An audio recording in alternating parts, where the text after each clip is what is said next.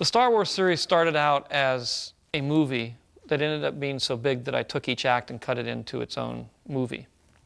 But in order to create that movie, I had to create a backstory. And there's this very elaborate backstory that was created in order to get to the point of the first part of Star Wars, the first film. And it's that backstory that hasn't been told yet. This story, the one that we've seen, pays off in a much larger way because it's the you get a sense it's the son vindicating the father, but we are doing this in a context that we don't know where the father came from or what made him be what he is or what needs to be vindicated. So we're just seeing the sort of vindication without, you know, the act being seen, and so it's very interesting, and we don't really understand, I think, clearly what the conflict is at this point.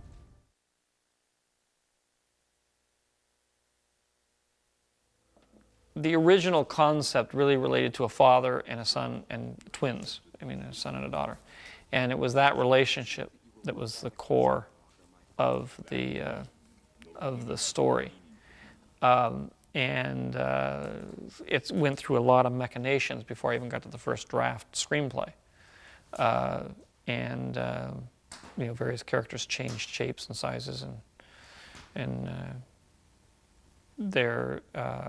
it isn't really until it evolved into what is close to what Star Wars now is that then I began to go back and deal with the stories that evolved to get us to that point, and that, you know, it's hard to say really where you know, how it evolves into a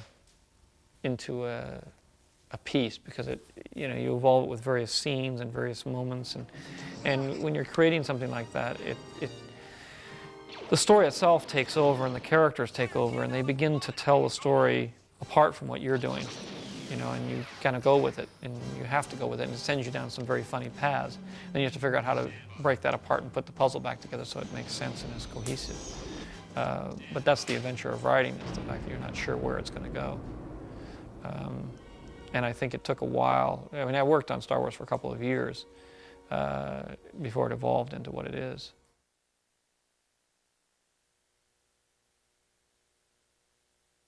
When I first did Star Wars, I did it as a big piece.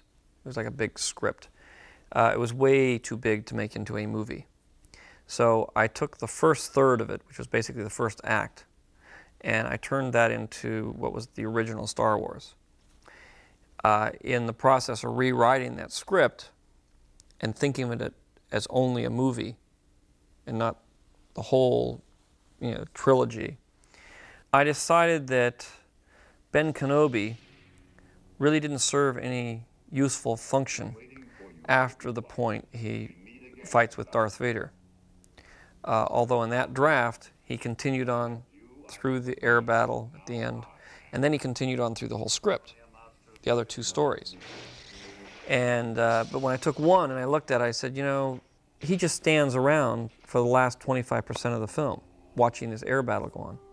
And he really has no real function, and it would probably be much more satisfying, powerful, and interesting if Darth Vader were to kill him, or he were to go into a different form. I made that decision based on just working on Star Wars. After Star Wars was successful, and I said, well, gee, I could finish this entire script, I could do the other two parts. I came to certain realizations about things that were in the script that were more difficult to now translate. Another one was the Wookiee. In the end of the film, it takes place on a Wookiee planet, and there's a big battle with the Empire and the Wookiees and that sort of thing. Since I couldn't do that, I took one of the Wookiees and made him a co-pilot with Harrison. But in the original concept, the Wookiees were a primitive tribe, and that was sort of key to what was going on at the end of the film. And then when I put Chewbacca in as a co-pilot, I've kind of established them as a fairly sophisticated race. And so then when I went back, I couldn't use the Wookiees, so I turned them into Ewoks. So in the case of Ben Kenobi, I had Luke being trained by Ben, only I had killed Ben off. So now I had to come up with another Jedi who was older and wiser and shorter than Ben, to train Luke. And that's how, that was the beginning premise of Yoda.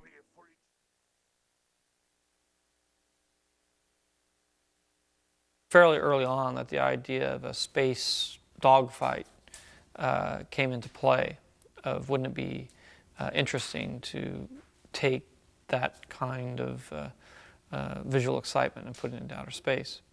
So it was written, I think, very early on. It's in almost all the drafts of the screenplay. And in order to, I had no idea at that point how I was going to accomplish it. So it really wasn't until I sat down to figure it out and got together with some of the people who I brought in to start ILM that we began to focus on the fact that we would have to create a different technology in order to accomplish that. The approach that I had, which is to do it editorially rather than pictorially, I think I had from the very beginning, because it seemed inconceivable that I could actually do what Kubrick had done in 2001, and have it be done for any kind of amount of money that I would have access to. So I figured I would do it by sleight of hand, using a lot of editorial techniques. And so I had to create something that was in motion. And we did some what we call videomatics, which we'd take little models and move them around on video and transfer that. And we did do some little animated pieces with very crude animation. And then I took footage from actual dogfights that we got out of gun cameras in World War I and World War II, and various documentaries and that sort of thing. And out of that created a sequence that is more visual in motion.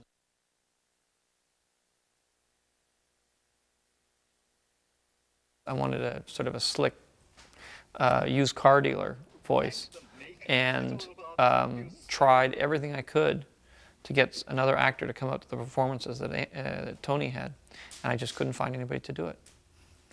And that was one of the reasons why I ended up with James Earl Jones as Darth Vader, because it really takes a top-class actor to pull off that kind of an idea, to really be able to get into a part where you're just putting your voice over an animated character, or in this case it's not even an animated character, because it's a character that's already been shot. So it's the reverse of what you get to do in animation. In animation you get to sort of act it and create it. And this one you're sort of working within the confines of what somebody else has already created. The movement and the timing and all that sort of thing has been determined for you. And to be able to come up with a really excellent performance, given that if you're not the one that's actually doing it, it's extremely difficult.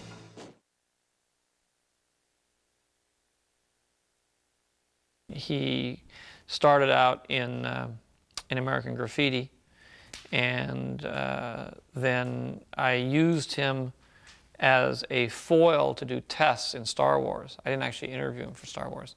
He was brought in to do, play against the other actors. I had all these Lukes coming in, and so he would play against them, and I shot the screen test. And, when you watch the screen tests of him playing the role and the other actors who were up for the role playing the role, there was just no question about who was the best. And, so I hired him for Star Wars.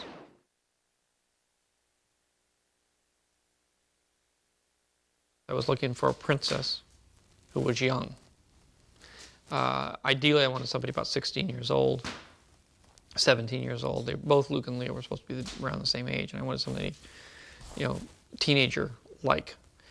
So it was finding somebody who could hold her own against strong actors, and still be the princess that she needed to be, and be the authority figure that she needed to be, and make it believable. And she was able to do that. And again, with these actors, all of them, I'd seen thousands of people, tested, 20 or 30 people, and then gone down to on tape, and then gone down to a very finite group of, maybe 7 or 8 actors for each role on film, and then studied it, and then we did that process again.